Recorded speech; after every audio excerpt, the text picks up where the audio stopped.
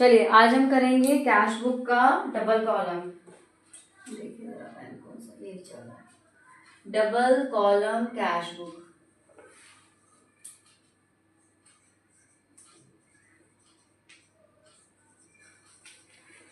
Pro forma आपका same वैसे ही रहेगा जैसे सिंगल कॉलम का था, बस इसमें अमाउंट को दो हिस्सों में बांट देंगे, कैश और बैंक में। एक बुक मुझे दे दो बेटा।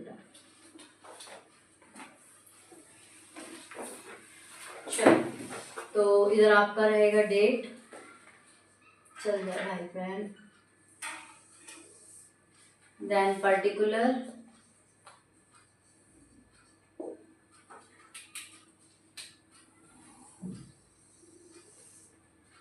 फिर यहाँ कैश,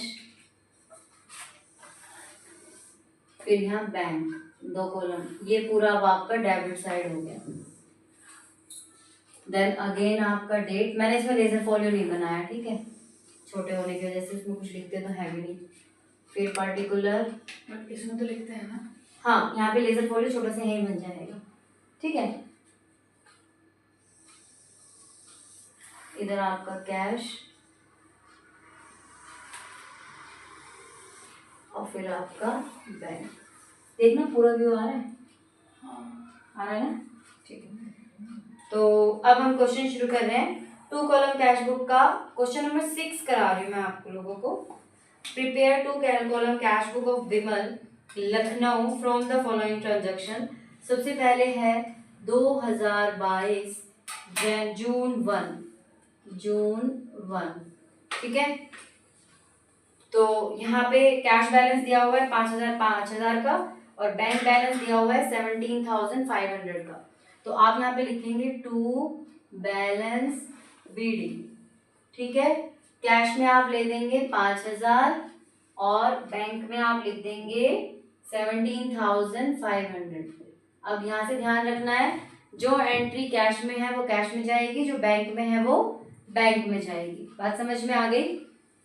फिर है जून 5 को, June 5 cash received from sale of personal asset deposit in the firm's bank account. आपने अपना पर्सनल एसेट बेचा और उससे जो पैसा मिला वो कहाँ डाल दिया, बैंक में डाल दिया, ठीक है। तो एक तरह से टू सेल,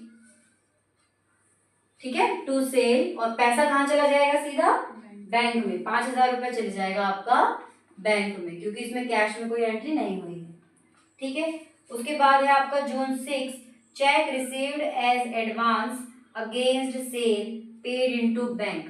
देखिए सेम डे, आपने आज ही चेक आपको मिला है, चेक आपने रिसीव किया है और उसको सेम डे कहाँ जमा कर दिया है, बैंक में जमा कर दिया है। तो जब आपको चेक रिसीव हो और आप उसको सेम डे डिपॉजिट कर देते हैं तो डायरेक्टली उसका नाम लिख के कर देंगे टू सेल करके ही, टू सेल, और बैंक में पैसा डाल देंगे 50,000, ठीक है। यहाँ मेरी बात समझ में आई, मैंने क्या कहा कि अगर आपको चेक रिसीव हुआ है और आप सेम डे उसको बैंक डिपॉजिट कर देते हैं तो आप डायरेक्टली उसकी एंट्री बैंक में कर देंगे, ठीक है। अगला है June 7 paid to S brother by cheque. अच्छा, जब हम पेमेंट करते हैं तब हम ये नहीं देखते कि हमने सेम डे डिपॉजिट किया नहीं किया या उस बंदे ने सेम डे डिपॉजिट किया। चेक पेमेंट में ऐसा देखने की जरूरत नहीं है, आप डायरेक्टली जून 7 किसको हमने पे किया है, पे टू एस ब्रदर, आप लिखेंगे बाय एस ब्रदर्स और 12,500 आप डायरेक्टली बैंक में डाल दीजिए। जब आप पेमेंट करेंगे तो डायरेक्टली डाल देंगे, वहां पे नहीं देखेंगे कि आज रिसीव हुआ है, आज जमा किया है या नहीं किया है, ठीक है। उसके बाद है जून 9 पेड वेजेस इन कैश। तो जून 9 में लिख देंगे बाय वेजेस। अब ये आपका हुआ है कैश में तो अमाउंट जाएगा कैश में। उसके बाद है आपका जून 20 को received a cheque from A Mukherjee and send it to bank. तो 20 को आपने रिसीव किया है चेक टू ए मुखर्जी और आपने इसको डायरेक्टली बैंक में भेज दिया है 6,000, ये 50,000। उसके बाद है आपका ड्रॉन फ्रॉम बैंक। अब इसकी जर्नल एंट्री देखो क्या होती है, ड्रॉन फ्रॉम बैंक, आपने बैंक से पैसे निकाले, जर्नल एंट्री क्या होगी, अरे बैंक से पैसे निकाले हैं, कैश टू बैंक, तो कैश को डेबिट कर रहे हैं, हमारे पास पैसे आ गए, तो इसकी होगी कॉन्ट्रा एंट्री। जब कैश भी है और बैंक भी है, जिन भी एंट्रीज में आपकी कैश भी आएगी और बैंक भी आएगी, उस एंट्री को कॉन्ट्रा एंट्री बोलते हैं। ठीक है, क्या बोलते हैं, कॉन्ट्रा एंट्री। और लेजर फोलियो में आप इसका कॉन्ट्रा एंट्री का शो कर देना, मेरे को भी बनाना ही पड़ गया है लेजर फोलियो। ठीक है, तो अब यहाँ क्या करेंगे हम, ध्यान दीजिएगा इधर थोड़ा सा, June 21 to bank account, to bank account, पैसा हमारे पास आया है बैंक से, 5,000 कैश में डालेंगे, और यहाँ पे ना सी डालोगे आप, सी का मतलब कॉन्ट्रा एंट्री, मतलब यहाँ भी करेंगे, और जून 21 को यहाँ पे भी एंट्री होगी बाय कैश अकाउंट, क्योंकि हमने बैंक से निकाला है ना, तो हमारे बैंक से पैसे कम हो जाएंगे 5,000। यहाँ भी आप सी लिख देंगे, अगर लेजर फॉलो नहीं बनाते तो यहाँ लिख देना सी। ठीक है, बात समझ में आ गई, जिसमें कैश और बैंक दोनों, बैंक को क्रेडिट करना है क्योंकि बैंक से पैसे निकल गए हैं, कैश को डेबिट करना है क्योंकि कैश हमारे पास आ गया है। उसके बाद जून 29 paid office salary in cash, तो 29 को आप लिखेंगे बाय सैलरी, 4,000 रुपये कैश। उसके बाद sold good in cash and bank the same, आपने बेचा और सामान, उसको पैसे को सेम डे बैंक में जमा करा दिया, तो ये बैंक में चला जाएगा 8,000 रुपये।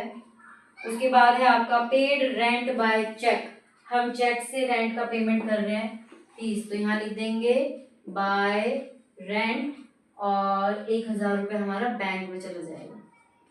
इजी था, कुछ खास नहीं था। अब क्या करना है, इनका टोटल करना है, बैलेंस निकालेंगे, तो पहले कैश का बैलेंस निकाल लेना, फिर बैंक का निकाल लेना, वो आपकी मर्जी पे है कि आप पहले किसका निकालते हो। कैश में पता चल रहा है यहाँ 5,000 5,000 10,000 है, और वहाँ पे 4 3 7,000 है, देखने से पता चल रहा है। तो इस तरफ का टोटल करेंगे पहले, यहाँ पे थोड़ा नीचे से टोटल कर लेना, तो ये आ जाएगा यहाँ पे 10,000, और यहाँ पे जून का महीना चल रहा है, तो 30 तारीख को ही बाय बैलेंस CD, पहले इसका कर लेते हैं टोटल, पहले मैं कैश का ही निकाल रही हूँ बस, यहाँ लिख देंगे 10,000। ठीक है, तो यहाँ पे CD में आ गया हमारा 3,000, ये 5 और 5 10,000, 10,000 में से 7,000 माइनस किया 3,000। ठीक है, अब इसका टोटल करेंगे, तो यहाँ पे देखो ज्यादा अमाउंट लग रही है, तो पहला बैंक का टोटल कर देंगे हम, तो 17 और 5 22, 22 और 50 72, 72 6 78, 78 और 8 86, 86,500, 86,500। और वहाँ पे कितना है, 12 और 5 18, 18 और 1 19, 19,500, इसमें से 19,500 हटा देंगे, 0 0 0 7 6 67, कुछ तो गड़बड़ हो गई क्या, 68 क्या है, 12 5 17 18, ठीक है 18,000 आएगा, तो 68,000, तो यहाँ CD में लिख देंगे यहाँ पे 68,000, और यहाँ का भी टोटल कर देंगे 86,500। अब CD अमाउंट यहाँ आ जाएगी आपकी जुलाई 1 टू बैलेंस BD, बाकी तो सेम वैसे ही करना है प्रोसीजर जैसा आप करते चले आए हैं। 3,000 यहाँ लिख देंगे और 68,000 यहाँ लिख देंगे। बात समझ में आ गई? ये है तुम्हारा 2 कॉलम कैश बुक। अभी और क्वेश्चन कर लीजिए, अगर कोई भी क्वेश्चन नहीं आएगा तो वो आप मुझे बताना, फिर मैं आपको समझा दूंगी। ठीक, चलो।